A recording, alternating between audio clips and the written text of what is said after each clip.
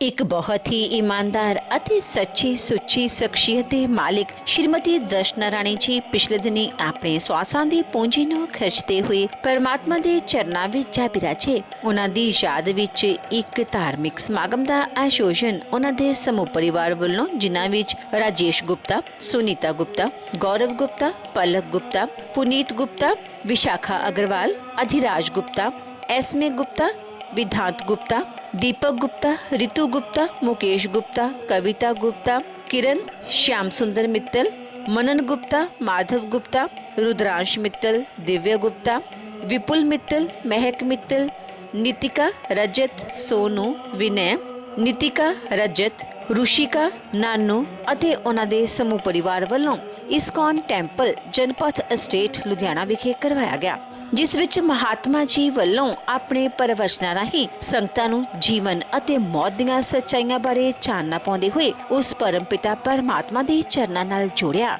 ਸ਼੍ਰੀਮਤੀ ਦਰਸ਼ਨਾ ਰਾਣੀ ਜੀ ਬਹੁਤ ਹੀ ਉੱਚੀ ਸੋਚ ਵਾਲੇ ਅਤੇ ਪਰਮਾਤਮਾ ਨੂੰ ਮੰਨਣ ਵਾਲੀ ਸ਼ਖਸੀਅਤ ਸਨ। ਆਪ ਜੀ ਬਹੁਤ ਹੀ ਮਿੱਠ ਬੋਲੇ ਸੁਭਾਅ ਦੇ ਮਾਲਕ ਸਨ ਅਤੇ ਜੋ ਵੀ ਕੋਈ ਇੱਕ ਵਾਰ ਆਪ ਜੀ ਨਾਲ ਗੱਲ ਕਰ ਲੈਂਦਾ ਤਾਂ ਆਪ ਜੀ ਦਾ ਹੀ ਹੋ ਕੇ ਰਹਿ ਜਾਂਦਾ ਸੀ। ਸ਼੍ਰੀਮਤੀ ਦਰਸ਼ਨਾ ਰਾਣੀ ਜੀ ਲੋੜਵੰਦਾਂ ਦੇ ਮਸੀਹਾ ਸਨ ਅਤੇ ਹਰ ਇੱਕ ਲੋੜਵੰਦ ਦੀ ਮਦਦ ਆਪ ਜੀ ਹਮੇਸ਼ਾ ਹੀ ਤਨੋ ਮਨੋ ਅਤੇ ਤਨੋ ਕਰਿਆ ਕਰਦੇ ਸਨ। ਸ਼੍ਰੀਮਤੀ ਦਰਸ਼ਨਾ ਰਾਣੀ ਜੀ ਹੁਣਾਂ ਨੇ ਆਪਣੇ ਬੱਚਿਆਂ ਨੂੰ ਚੰਗੇ ਸੰਸਕਾਰ ਦਿੱਤੇ ਅਤੇ ਉਹਨਾਂ ਨੂੰ ਸਮੇਂ ਦਾ ਹਾਣੀ ਬਣਾਇਆ। ਅੱਜ ਸ਼੍ਰੀਮਤੀ ਦਰਸ਼ਨਾ ਰਾਣੀ ਜੀ ਹੁਣਾਂ ਦੇ ਬੱਚੇ ਆਪੋ ਆਪਣੇ ਖੇਤਰਾਂ ਵਿੱਚ ਖੂਬ ਨਾਮਣਾ ਖੱਟ ਰਹੇ ਹਨ ਅਤੇ ਆਪਣੇ ਮਾਤਾ ਜੀ ਅਤੇ ਆਪਣੇ ਪਿਤਾ ਜੀ ਦੇ ਨਕਸ਼ੇ ਕਦਮਾਂ ਤੇ ਚੱਲ ਕੇ ਉਹਨਾਂ ਦੇ ਨਾਮ ਨੂੰ ਚਾਰ ਚੰਨ ਲਗਾ ਰਹੇ ਹਨ। ਸ਼੍ਰੀਮਤੀ ਦਰਸ਼ਨਾ ਰਾਣੀ ਜੀ ਦੀ ਫੁੱਲਵਾੜੀ ਇਸ ਸਮੇਂ ਉਹਨਾਂ ਦੇ ਪੋਤੇ ਪੋਤੀਆਂ ਦੋਤੇ ਦੋਤੀਆਂ ਨਾਲ ਮਹਿਕ ਰਹੀ ਹੈ।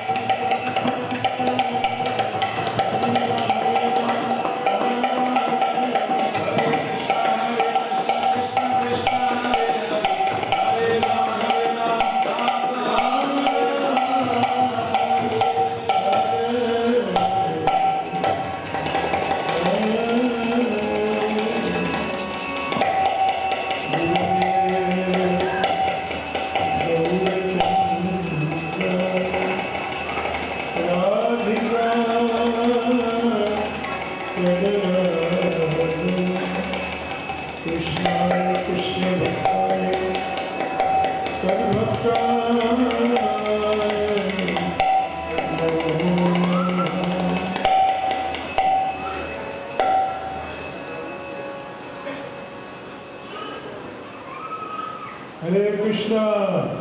हरे सब लोग ठीक से बैठे हैं? बैठिए।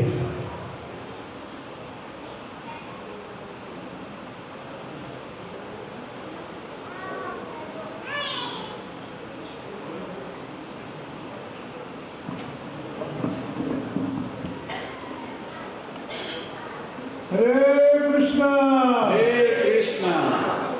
ऊपर वाले संत नहीं बोलेंगे, नीचे वाले जितने महात्मा आए हैं यहाँ पे सब बोल बोलेंगे।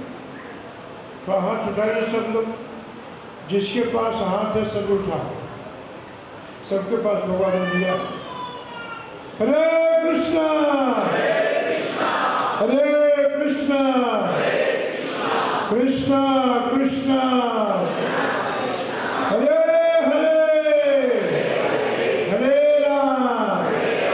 हरे राम राम राम हरे हरे।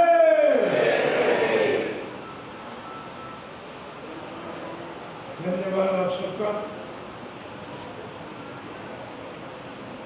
आज हम सब यहाँ एकत्र हुए हैं इस शोक सभा में। आप सभी का स्वागत है। भगवान से प्रार्थना करता हूँ आप सबके लिए, आपका जीवन सुखी रहे, स्वस्थ रहे, संपन्न भी आप सब रहे।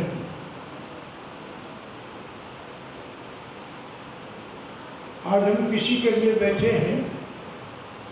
राजेश जी के माता श्री का शरीर नहीं रहा है। हम सब भी उसी लाइन में हैं।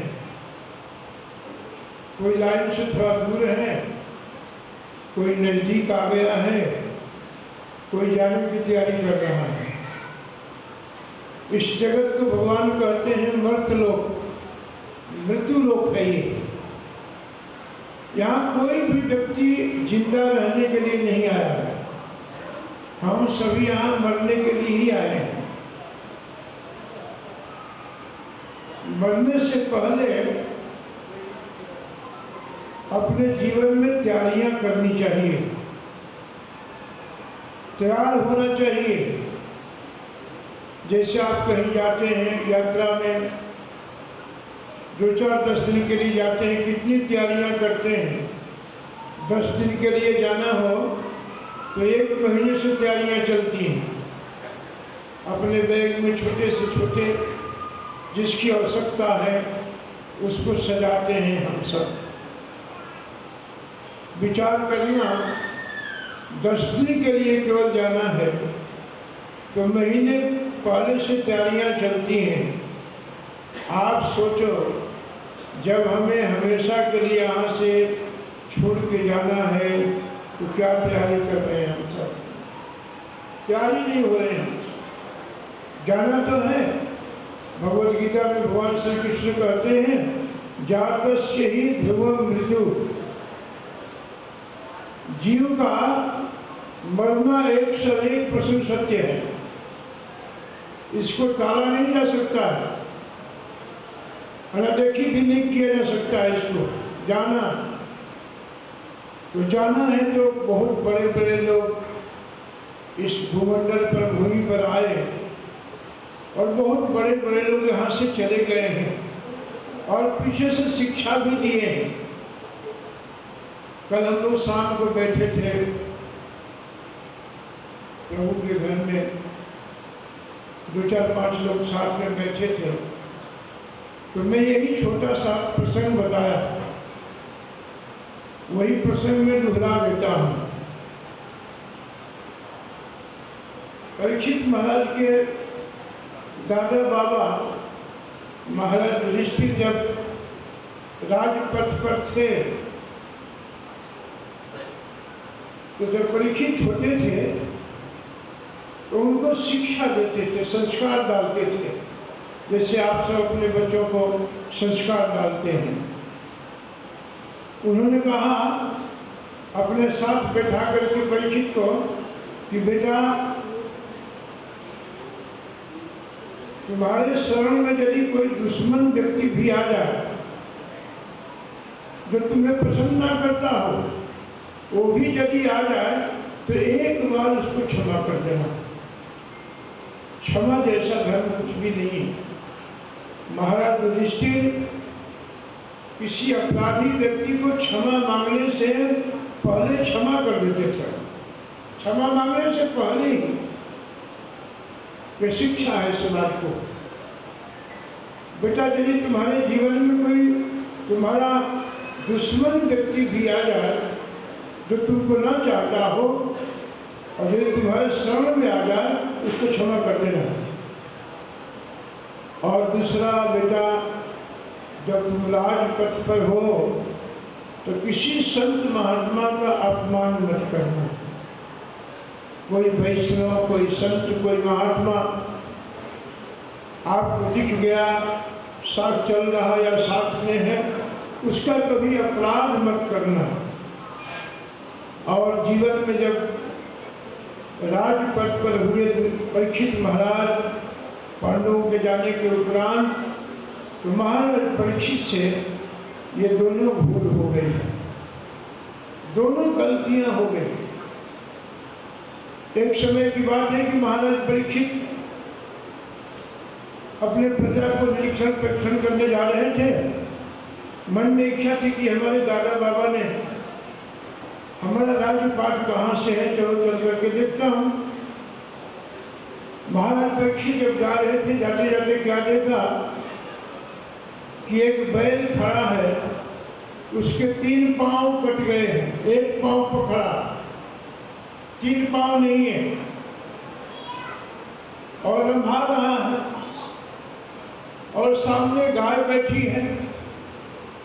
बैल गाय से कहता है, बैल के रूप में धर्म है, गाय के रूप में वसुंधरा धरती माता है। बैल कहता है कि देखो मेरा 3 पांव कट गया है। बैल धर्म का प्रतीक है, यानी धर्म का 4 पैर होता था, अब नहीं रहा, 1 पांव तो खड़ा है। लगता है कि युधिष्ठिर महाराज अब नहीं राज्य में रहे, अब कोई सुरक्षा रक्षा करने वाला नहीं रहा। इस कला कलुष व्यक्ति ने मेरे पांवों को तोड़ दिया, काट दिया इसने। एक राजा का वेश में काला कलुष व्यक्ति अपने हाथ में तलवार लेकर खड़ा था, उसका वो भी पांव काटने के लिए। यह शब्द को महाराज परीक्षित ने सुना। अरे कौन अपराधी ऐसे किया? महाराज परीक्षित के राज्य में कोई स्मोकिंग यानी धूम्रपान नहीं करता था। महाराज परीक्षित के राज्य में कोई घरों में ताला नहीं लगाता था, ऐसा भी राज्य हुआ करता था। महाराज परीक्षित देखे कि वो भी पांव काटने जा रहा है। महाराज परीक्षित ने कहा, हाँ हाँ, कौन हो तुम? राजा के भेष में इतना जघन्य पाप करने वाला तुम कौन है? जैसे तलवार निकाला, उस काला कलुटा व्यक्ति उनके चरणों में गिर पड़ा, परीक्षित के। परीक्षित ने कहा कि कौन हो? बोले कि सरकार में कलयुग हो। मेरा नाम कलयुग है, मेरा युग आने वाला है। सतयुग त्रेता द्वापर बीत चुका है, अब मेरा पहरा है सरकार। परीक्षित ने कहा कि मेरे राज्य से निकल जाओ। बोले कहाँ जाऊं? कहाँ आपका राज्य नहीं है? तो कलयुग ने कहा कि महाराज ने कहाँ जाऊं, आपका राज्य कहाँ नहीं है? पहले पूरा विश्व एक भारतवर्ष था, पूरा विश्व, ये आर्यों की संपदा है। ये पहले इस देश का नाम था आर्यवर्त, राजाओं का राज्य था छोटे छोटे। फिर हमारे देश में 3 भरत हुए, शकुंतला पुत्र भरत, राम जी के छोटे भैया भरत और महात्मा ऋषभ देव के बड़े पुत्र भरत, इन तीनों ने ऐसा शुभ कार्य किया कि इस देश का नाम बुलंद करके भारतवर्ष नाम हुआ। ये भारतवर्ष है और भारतवर्ष में जिनका जन्म है वो बड़े भाग्यशाली और पुण्यात्मा है। अपना तो उपकार करे ही, दूसरों का भी हित करे। परीक्षित महाराज को दया आ गई, बोले कि सरकार मैं भी आपकी प्रजा हूँ, मुझे भी कोई स्थान दे दो। परीक्षित ने कहा कि देखो जहाँ शराब पीते हैं लोग ना, वहाँ तुम्हारा वास रहेगा, और सरकार जहाँ जुआ खेलते हो वहाँ भी रहोगे। परीक्षित से कहा कलयुग ने कि सरकार जैसे मेरा आपने रूप देखा वैसे स्थान दे दिया, अरे एक बढ़िया कोई रूम दे दो, कमरा दे दो, ताकि मैं भी बैठा हूँ, मेरा भी परिवार बड़ा है। कलयुग का परिवार क्या है? झूठ बोलना, चीटिंग करना, धोखा देना, धोखेधड़ी से पैसा कमाना, दूसरे के धन को छीनना, ये सब कलयुग का भाषा है। अब विचार करते रहना आप सब। थोड़ी दिन की जिंदगी है, 70-80 साल इस संसार में रहना है। परीक्षित ने कहा कि जाओ तुम्हारा स्वर्ण यानी सोने पर तुम्हारा वास रहेगा। कलयुग प्रसन्न हो गया, चित्त प्रसन्न हो गया, और जैसे सोने का नाम लिया वैसे कलयुग हंस करके प्रसन्न होकर के महात्मा परीक्षित ने सोने के मुकुट लगाए थे और सोने में प्रवेश कर गया। वही कहते अनावश्यक धन एकत्र करना भी कलयुग का वास है। वहाँ जावट भरिए ने जचनम, जितना से आपका जीवन चल जाए, जीवन यात्रा चलो उतना ही रखो, आनंद रहेगा जीवन में। महाराज परीक्षित वरदान देकर के वहां से चले, धैर्य के वश महाराज परीक्षित को प्यास लगा, एक आश्रम में गए। आश्रम में कोई था नहीं, एक संत थे, वो अपने चिंतन में थे। आश्रम में गए, बोले कोई है, मुझे प्यास लगी है, इस देश का राजा हूं परीक्षित, कोई नहीं मिला। जब अंदर आश्रम में गए तो देखे कि एक संत ध्यान करके बैठा है। मन में आया कि ये ध्यान नहीं लगा रहा है, ये ढोंग कर रहा है, पानी वानी पिलाने के बहाने ये बैठ गया ऐसे, ये परीक्षित नहीं कर रहे हैं, ये सर में बैठे कलयुग कर रहा है। संत तो अपने चिंतन में थे, ध्यान में थे। परीक्षित जी ने मरा हुआ संत को लेकर के गले में लपेट दिया संत का। दादा बाबा परदादा जितने लोग संत हुए, संतों के दास रहे, सेवक रहे, ब्राह्मण भक्त रहे। कलयुग के परीक्षित के जीवन में एक अपराध हो गया, संत का अपमान हो गया। संत को कुछ पता नहीं चला, संत तो चिंतन में थे, नीचे उतर चुके थे, भगवान के साथ बैठे थे, देह से अलग हो गए थे। चले गए वहां आश्रम से। थोड़े दिन पर समीक ऋषि का पुत्र था, नाम था समीक ऋषि, श्रृंगी नाम था। समीक ऋषि का पुत्र श्रृंगी था। अपने पिता के अपमान को देख करके कौशिक नदी का जल लेकर के उस ऋषि ब्राह्मण ने श्राप दे दिया। जिस व्यक्ति ने मेरे पिता का अपमान किया है उसकी 7वें दिन मृत्यु निश्चित हो गया, और यही तक्षण जाकर उसको काटेगा। लगा उन्होंने, पिताजी जगह समीक ऋषि ने कहा क्या हुआ बेटा? बोले कोई बात नहीं पिताजी, किसी ने आपको अपमानित किया, मेरे देवता समान पिता को अपमानित सहन नहीं हुआ, पिताजी ने श्राप दे दिया। क्या श्राप दिया? मृत्यु दंड दे दिया उसे। समीप ऋषि ने जब ध्यान में लगा के देखा कि ये अपराध देश के राजा ने किया है, इस देश के राजा ने अपराध किया। अरे बालक मूर्ख, तुमने क्या किया? महाराज परीक्षित तो देश के देशभक्त राजा है, तुमने उसका श्राप दे दिया मृत्युदंड का। ये अच्छा नहीं किया तुमने। देश का राजा सब ठीक होता है तो हम सब जंगल में निर्भीक होकर के ध्यान चिंतन करते हैं प्रभु का।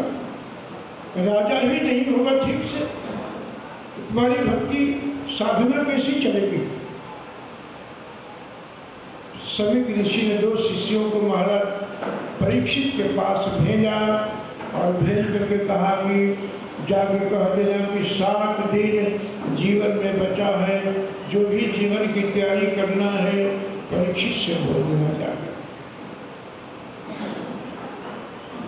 और परीक्षित जी भी वहां जो अपने मुकुट उतार करके नीचे रखे घर में, कल तुम जब हटा तो परीक्षित ने मन में सोचा उन शिष्यों से मिलने से पहले कि मैंने ये क्या किया, ये कितना बड़ा जघन्य पाप करके आ गया। परीक्षित का विचार मन पूरा गिर गया। परीक्षित ने सोचा अब इस शरीर को मैं 1 सेकंड भी नहीं रखना चाहता हूँ। जो शरीर जो देह संत महात्मा का अपराध करता है, जो हाथ जिह्वा जो गालियां देती है संत महात्मा को, ऐसे जीवन से क्या फायदा है? परीक्षित जी ने ऐसे सोच ही रहे थे कि अब कल जाऊंगा संत के पास, उनसे क्षमा याचना करूंगा, महाराज जी ने जो दंड निश्चित करेंगे उसी दंड को मैं लेकर के उसको सहन करूंगा। महाराज जी के 2 शिष्य पहुंचे, द्वारपालों ने रोक दिया। शिष्यों ने निवेदन किया कि महाराज इस समय महाराज श्री से मिलना अत्यंत आवश्यक है, उनसे जल्दी हमारा मुलाकात कराओ। द्वारपाल अंदर ले गए। शिष्यों ने बड़े विनम्र भाव से महाराज परीक्षित से ये अप्रिय घटना को सुना दिया। महाराज परीक्षित का नेत्र भर गया, आंखों से पानी छलक गया। महाराज परीक्षित ने कहा तुम्हारे गुरुजी बड़े कृपालु हैं, तुम्हारे गुरुजी ने 7 दिन समय लेकर के जीवन में ठीक नहीं किया। मैं इस शरीर को 5 सेकेंड भी नहीं रखना चाहता। 7 दिन दिए हैं, बड़ी उनकी कृपा है। देखिए 60 दिन की समय में परीक्षित ने क्या तैयारी किया है। हम सब जितने बैठे हैं 60 सेकेंड की भी गारंटी नहीं है। एक बार नाक से हवा निकली और दोबारा नहीं गई तो गोविंदाय नमो नमः, शरीर नहीं रहेगा। 60 दिन मिला है। परीक्षित के मन में सोचा कि ऋषि का श्राप जब 7वें दिन है तो इसका मतलब ये हुआ कि 7 दिन के भीतर हमारी मृत्यु नहीं होगी। तो 7 दिन तो जीवन में पक्का है। महाराज परीक्षित की तैयारी देखिए।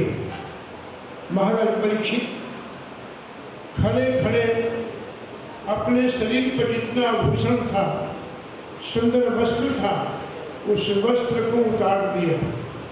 ध्यान देना आप सब, उस वस्त्र को उतार दिया और एक छोटा सा पतली झीनी सी कमर में धोती लपट दिया और घर से बिना बताए निकल पड़े। मृत्यु आएगी तो बताएगी थोड़ी, वो बताएगी नहीं, वो तो अकस्मात अचानक आएगी, परिवार के बीच से उठा के लेके चल देगी। श्री राम है। देखो सब मोबाइल देख रहे हो, देख रहे हो क्या? मोबाइल अंदर है सबका। ऐसा ना करना आप लोग। 2-4 बार में समय मिला है, ध्यान से सुनो और इसके हृदय में लगाओ। यही सत्य है जो मैं बता रहा हूँ। किसी व्यक्ति के महान राजा के विषय में मैं चर्चा कर रहा हूँ। सुखदेव जी परीक्षित को बता रहे हैं सब बात। परीक्षित जी ने धोती पहन लिया, घर से निकल पड़े, कहाँ जाना है कोई पता नहीं, कौन सी दिशा में जाना है कोई पता नहीं।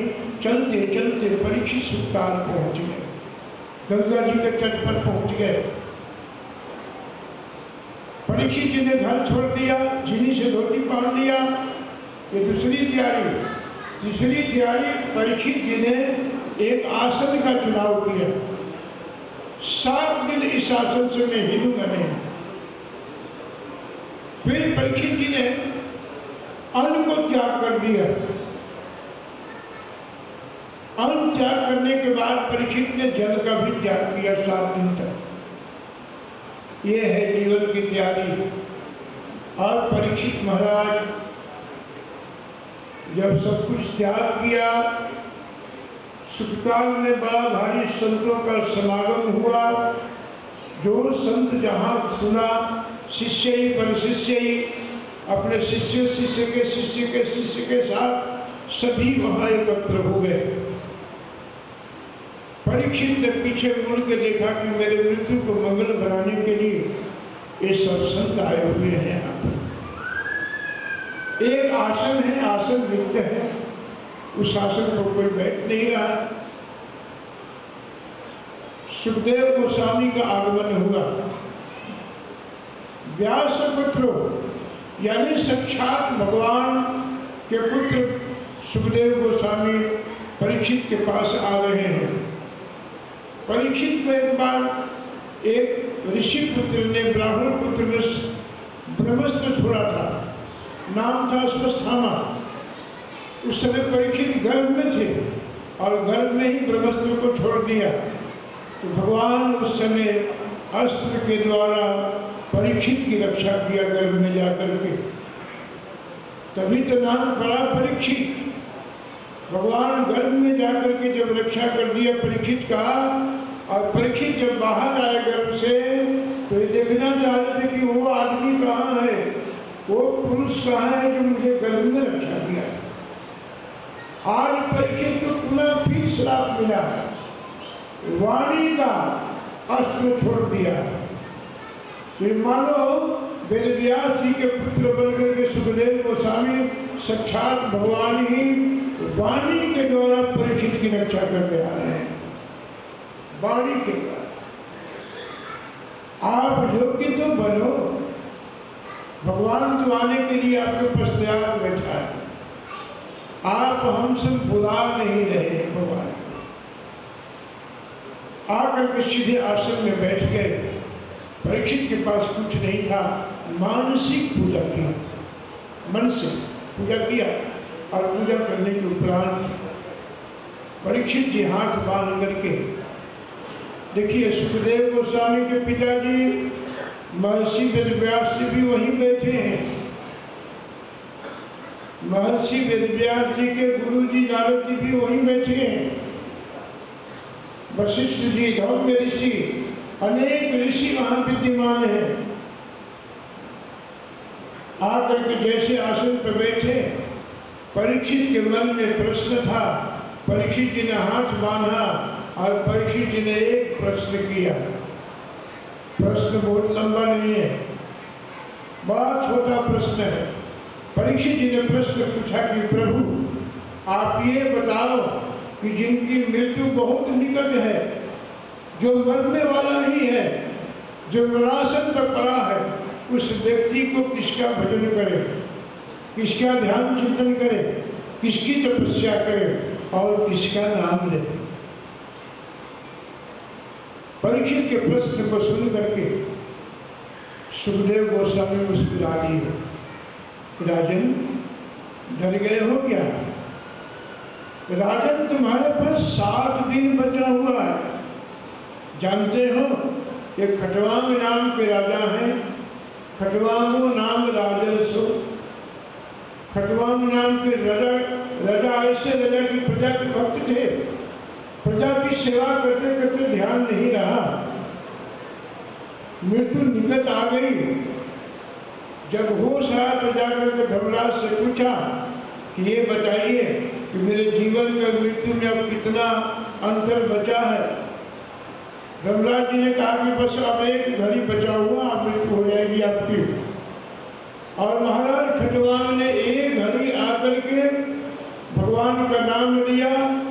सीधे इतनी सेवा किया था कि बैकुंठ से बैकुंठपति का विमान आया और सीधे भगवान के धाम में चले गए। एक घड़ी में हरे कृष्णा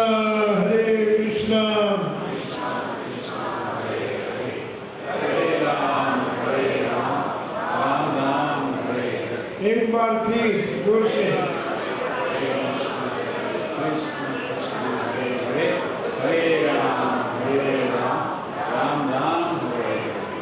ये मंत्र हमेशा बोलते रहना है।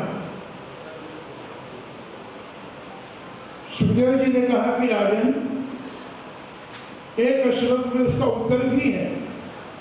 सुखदेव जी कहते हैं कि राजन, जिनकी मृत्यु निकट है, नजदीक है, जो मरने वाला है, उस व्यक्ति को ज्यादा से ज्यादा भगवान की कथा सुननी चाहिए।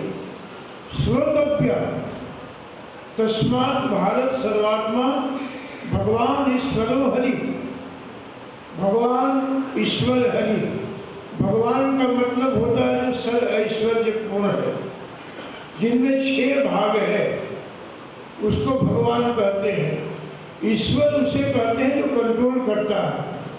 हरि उसे कहते हैं जो सबका दुख को हरण करता है। 3 भगवान के नाम है वहाँ। तस्मात्, हे भरतवंशी परीक्षित, जिनकी मृत्यु निकट है, उस व्यक्ति को ज्यादा से ज्यादा श्रोतव्यश्च, ज्यादा से ज्यादा भगवान की दिव्य कथा का श्रवण करना चाहिए। कीर्तितव्यश्च, भगवान की कीर्ति का गान करना चाहिए, उनके जस का चिंतन करना चाहिए, उनका पूजा करना चाहिए, उनका ध्यान करना चाहिए और उनका नाम लेना चाहिए। हरे कृष्णा हरे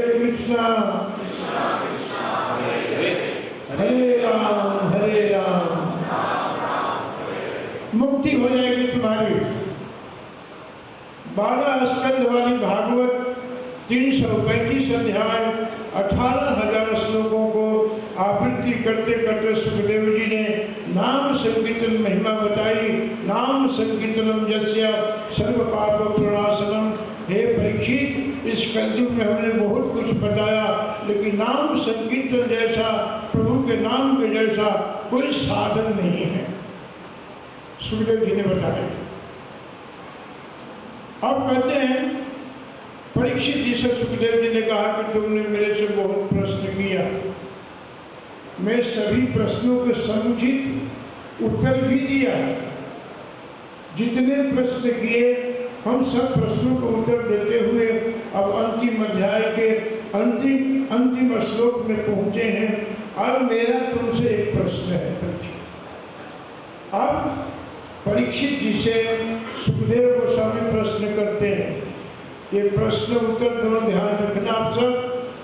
और हमें जीवन में सत्कर्म करना चाहिए, प्रभु का नाम लेना चाहिए। सुखदेव गोस्वामी ने कहा कि अब एक मेरा प्रश्न है, पूछूं? परीक्षित ने कहा कि पूछिए, प्रयास करूंगा मैं। परीक्षित जी 7वें दिन हो चुका था। तक्षक आकर के प्रतीक्षा कर रहा था। भागवत की कक्षा में बैठे थे परीक्षित। काल रूपी तक्षक का ताकत नहीं, हिम्मत नहीं किया कि परीक्षित के शरीर को काट दे। ये भागवत की ताकत है, ये भागवत की ऐश्वर्य है। यदि आप भागवत की कक्षा में बैठे हो, भगवान के साथ बैठे हो, मृत्यु भी स्वागत करती है। सुखदेव जी ने कहा कि मेरा ये प्रश्न है तुमसे कि क्या तुम मरोगे? 3 शब्द है। सुखदेव जी ने कहा क्या तुम मरोगे? परीक्षित जी ने तो एक क्षण देर भी नहीं लगाया। परीक्षित ने उत्तर में कहा कि प्रभु, जरा जब मेरा जन्म ही नहीं हुआ है तो मैं मरूंगा कैसे? ये भागवत सुनने का फल है। यानी भागवत सुनते सुनते, कथा सुनते सुनते, करते करते धीरे धीरे शरीर का जो अभ्यास है वो छूट जाए, आत्मचिंतन में जीव बढ़ जाए, आत्मचिंतन बढ़ जाए। यही भागवत सुनने का फल है। तो आप सभी भक्त हो, लुधियाना वासी, आप सबको मैं प्रभु से प्रार्थना करता हूँ, आप सदा स्वस्थ सुखी रहो, आपकी भक्ति बढ़ता रहे। देखो यहाँ इस्कॉन का एक केंद्र खुला है, बहुत सुंदर इन लोगों ने परिश्रम करके आपकी सहायता से इन लोगों ने बनाया है।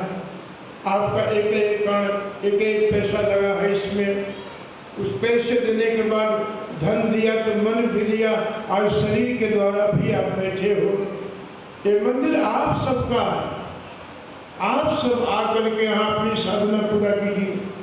ये साधना केंद्र है, आप साधक हो, साधना सिद्ध बनो, साधन सिद्ध नहीं, साधना सिद्ध बनो। साधन जब आपकी पूरी हो जाएगी ना, साधना करते करते जब आपका देहा अभ्यास छूट जाए तो साधना जैसे पूरा होगी, आपको भगवान के पास जाने की आवश्यकता नहीं है। आप जहाँ रहोगे वही मंदिर बन जाएगा। आप जहाँ रहोगे वही परमात्मा आपके पास आकर के बैठेगा। ये साधना से व्यक्ति का लक्षण है। आप सब इस मंदिर में जरूर आए। आज माता जी ने आप सबको यहाँ खींच करके लाए हैं। मैं राजेश प्रभु जी, उनके सुपुत्र गौरव और पुनीत, उनके जितने सदस्य हैं घर में, मैं सबको धन्यवाद देता हूँ और प्रार्थना करता हूँ प्रभु से कि आप इन सब का मन प्रभु के चरणों में लगा रहे, भगवत प्रेम मिले। यही जीवन में दुर्लभ है। धन द्वारा ये तो मिलते रहेंगे सब कुछ, भक्ति नहीं मिलती है, प्रेम नहीं मिलता है, भगवान नहीं मिलते हैं। इसके लिए हमें प्रयत्न करना चाहिए। आप सबका बहुत धन्यवाद। श्री गोपाल जी महाराज की, चैतन्य महाप्रभु की, महाप्रभु की, जगन्नाथ बलदेव सुभद्रा महारानी की, इस्कॉन लुधियाना की, आप सबकी। हमारे बीच में बहुत ही गणमान्य व्यक्ति यहाँ पर उपस्थित हैं। सभी ने अपने शोक प्रस्ताव संदेश भेजे हैं। हार्दिक धन्यवाद है परिवार की ओर से। तो एक और निवेदन है कि सभी भंडारा प्रसाद लेकर जाएंगे। अभी आरती होगी, पंडित जी आरती करवाएंगे, उसके पश्चात ये कार्यक्रम संपन्न होगा। दंडवत प्रणाम करें।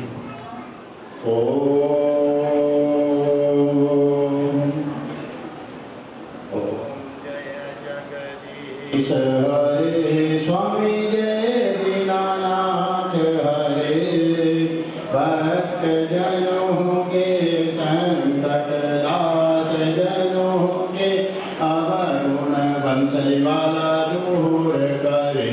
ओम जय जगदीश हरे, जो ध्यावे फल पावे, दुख बिन से मन का स्वामी, दुख बिन से मन का सुख संपत्ति घर आवे, श्याम सुंदर घर आवे, कष्ट मिटे तन का।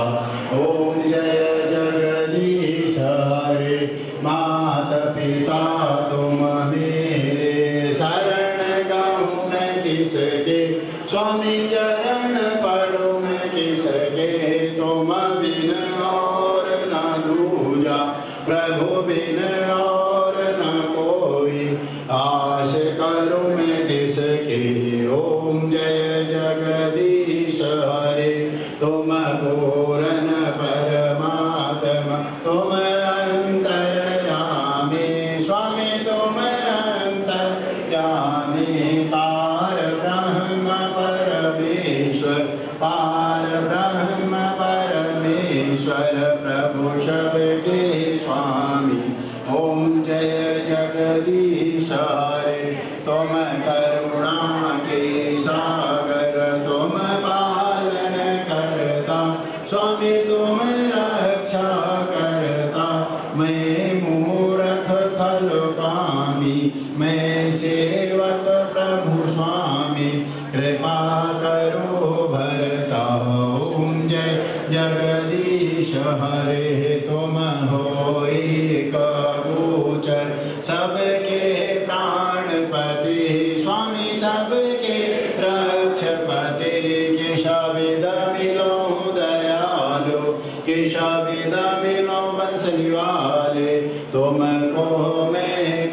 सुमति। ओम जय जगदीश हरे दीन बंधु दुख हरता। ठाकुर तुम मेरे स्वामी सेवक हम तेरे। अपने हस्त उठाओ दया कर शरण लगाओ। द्वार खड़ा में तेरे। ओम जय जगदीश हरे विषय विकार मिटाओ। पाप हरो देवा स्वामी कष्ट हरो देवा। सरदा भक्ति बढ़ाओ श्रद्धा प्रेम बढ़ाओ। संतन हरि सेवा। ओम जय जगदीश हरे श्री श्याम सुंदर जी की आरती। जो कोई जन गावे स्वामी प्रेम कहत शिवानंद स्वामी। भजत हरि हर स्वामी मन वांछित फल पावे। ओम जय जगदीश हरे जय जगदीश हरे स्वामी जय दीनानाथ हरे। भक्त जनों के संकट दास जनों के अवगुण बंसरी वाला दूर करे। ओम जय जगदीश हरे। अनादि निधनम देवा शंख चक्र गदाधरम। अभयम पुंडरीकाक्ष मातृ स्वर्ग वरदो भव। अयोध्या मथुरा माया काशी कांची अवंतिका। हरिद्वारा वतिश्चैव सप्तस्य मोक्षदायिनी। ओम शांति शांति शांति सुशांति भवतु। जिन्होंने इस दुखी घड़ी में इस परिवार को अपना अमूल्य समय दिया, सभी महानुभावों का गुप्ता परिवार की ओर से हार्दिक अभिनंदन। गुप्ता परिवारों की ओर से पुनः विनती, जिन महानुभावों ने लंगर प्रसाद ग्रहण नहीं किया है अवश्य ही प्रसाद ग्रहण करके जाएं। प्रसाद सबके लिए तैयार है, सभी लोग प्रसाद अवश्य ग्रहण करें। ओम शांति शांति शांति सुशांति।